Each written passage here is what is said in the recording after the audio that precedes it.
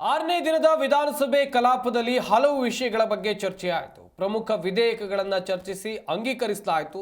ಕೆಲವು ಕಡೆ ಕಾಲೆಳೆಯುವ ಪ್ರಯತ್ನವೂ ಕೂಡ ಆಯಿತು.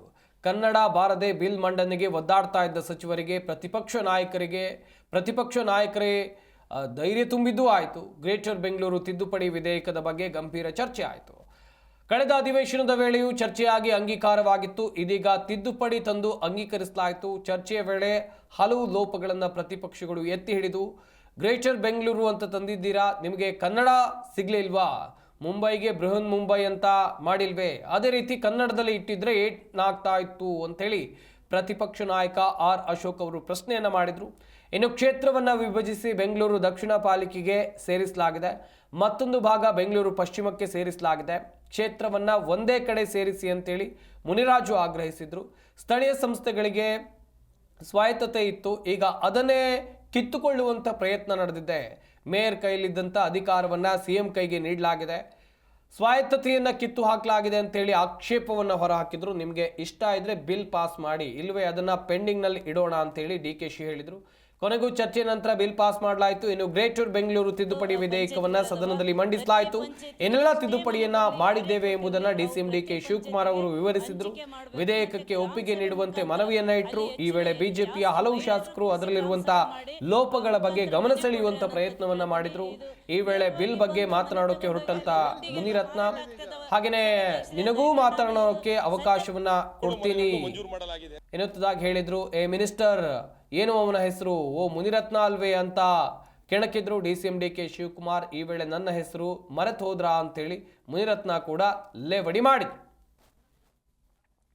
ಆಗ ನೀನು ಇನ್ವೆಸ್ಟಿಗೇಷನ್ ಅಂತ ಎಲ್ಲೆಲ್ಲ ಓಡಾಡ್ತೀಯಲ್ಲಪ್ಪ, ಇನ್ವೆಸ್ಟಿಗೇಷನ್ ಬೇರೆ ಮಾಡ್ತೀಯಾ, ಅದಕ್ಕೆ ನಿನ್ನ ಹೆಸರು ಮರೆತು ಬಿಟ್ಟೆ ಅಂತ ಮತ್ತೆ ಕೆಣಕಿದ್ರು DCM DK ಶಿವಕುಮಾರ್. ಅಲ್ಲದೆ ನಾನು ನಿಮ್ಮ ಇನ್ವೆಸ್ಟಿಗೇಷನ್ ಮಾಡಬೇಕಿಲ್ಲ ಅಂತೇಳಿ ಮತ್ತೆ ಲೇವಡಿ ಮಾಡಿದರು. ಇದಕ್ಕೆ ನನ್ನ ಮೇಲಿರುವಂಥ ಕೇಸ್, ನಿಮ್ಮ ಮೇಲಿರುವಂಥ ಕೇಸ್ ಎಲ್ಲವನ್ನ CBIಗೆ ಕೊಡಿ ಅಂತೇಳಿ DKಶಿ ಅವರಿಗೆ ಟಾಂಗ್ ಕೊಡುವಂಥ ಕೆಲಸವನ್ನು ಮುನಿರತ್ನ ಮಾಡಿದರು. ವಿಧಾನಸಭೆಯಲ್ಲಿ ಪ್ರತಿಪಕ್ಷ ನಾಯಕರು ಆಡಳಿತ ಪಕ್ಷದ ಸಚಿವರೊಬ್ಬರಿಗೆ ಧೈರ್ಯ ತುಂಬಿ ಮಾದರಿಯಾದಂಥ ಸನ್ನಿವೇಶ ಕೂಡ ಎದುರಾಯಿತು. ಪೌರಾಡಳಿತ ಸಚಿವ ರಹೀಂ ಖಾನ್ ಮುನ್ಸಿಪಲ್ ತಿದ್ದುಪಡಿ ವಿಧೇಯಕವನ್ನು ಮಂಡನೆ ಮಾಡಿದರು. ಆದರೆ ಬಿಲ್ ಬಗ್ಗೆ ವಿವರಣೆಯನ್ನು ನೀಡೋದಕ್ಕೆ ತಡಬಡಾಯಿಸಿದರು. ಇದನ್ನೇ ಲಾಭ ಮಾಡಿಕೊಂಡ ಬಿಜೆಪಿ ಶಾಸಕರು ಅವರ ಕಾಲೆಳೆಯುವಂಥ ಪ್ರಯತ್ನವನ್ನು ಮಾಡಿದರು. 2 ಬಾರಿ ಸಚಿವರಾಗಿದ್ದೀರಿ, ಬಿಲ್ನಲ್ಲಿ ಇರೋದನ್ನು ವಿವರಿಸಿ ಅಂತ ಕಿಚಾಯಿಸಿದರು. ಪ್ರತಿಪಕ್ಷ ಸದಸ್ಯರಿಂದ ತೂರಿ ಬಂದ ಮಾತುಗಳಿಗೆ ಉತ್ತರಿಸೋಕೆ ರಹೀಂ ಖಾನ್ ಅವರಿಗೆ ಸಾಧ್ಯ ಆಗಲೇ ಇಲ್ಲ. ಆಗ ಸ್ಪೀಕರ್ ಖಾದರ್ ಅವರೇ ಮಧ್ಯಪ್ರವೇಶ ಮಾಡಿದರು. ಅವರು ಈಗಾಗಲೇ ವಿವರಣೆಯನ್ನು ಕೊಟ್ಟಿದ್ದಾರೆ, ನೀವು ಅಂಗೀಕಾರಕ್ಕೆ ಅವಕಾಶ ಮಾಡಿಕೊಡಿ ಅಂತ ಹೇಳಿದರು. ಆದರೆ ಬಿಜೆಪಿ ಶಾಸಕರು ಪಟ್ಟು ಬಿಡಲಿಲ್ಲ, ವಿವರಣೆ ನೀಡಬೇಕು ಅಂತ ಹೇಳಿದರು. ಈ ವೇಳೆ ಮಧ್ಯಪ್ರವೇಶಿಸಿದ ಪ್ರತಿಪಕ್ಷ ನಾಯಕ ಆರ್ ಅಶೋಕ್ ರಹೀಂ ಖಾನ್ಗೆ ಧೈರ್ಯ ತುಂಬಿದ್ರು. ಹಿಂದೆ ಮುನಿರತ್ನ ಮಿನಿಸ್ಟರ್ ಆಗಿದ್ದಾಗ ಬಿಲ್ ಮಂಡಿಸಿಲ್ಲ ಅಂತಿದ್ರು, ಆಗ ಹಾಗೆಲ್ಲ ಹೇಳಬಾರ್ದು, ಮಂಡಿಸಿ ಅಂತ ಹೇಳಿದ್ದೆ. ಆಮೇಲೆ ಅವರು ಮಂಡಿಸಿದ್ರು, ಯಾರೂ ಕಲಿತು ಬರೋದಿಲ್ಲ, ತಪ್ಪಾದರೂ ಪರವಾಗಿಲ್ಲ, ನಾವು ಸ್ವೀಕಾರ ಮಾಡ್ತೇವೆ, ನೀವು ಮಂಡಿಸಿ ಅಂತೇಳಿ ಧೈರ್ಯ ತುಂಬಿದ್ರು. ನಂತರ ಸಚಿವರು ಅರ್ಧಂಬರ್ಧ ಕನ್ನಡದಲ್ಲಿ ಅಲ್ಪ ಸ್ವಲ್ಪ ವಿವರಿಸಿದ್ರು.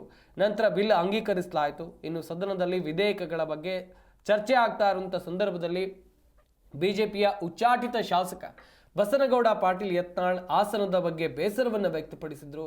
ನಾನು ST ಸೋಮಶೇಖರ್ ಹಾಗೆಯೇ ಅರೆಬೈಲು ಶಿವರಾಮ್ ಹೆಬ್ಬಾರ್ ಹಿರಿಯರಿದ್ದೇವೆ, ನಾನು 3 ಬಾರಿ ಶಾಸಕನಾಗಿ ಬಂದವನು, ಅವರಿಬ್ಬರು 4 ಬಾರಿ ಶಾಸಕರಾಗಿ ಆಯ್ಕೆಯಾಗಿ ಬಂದವರು.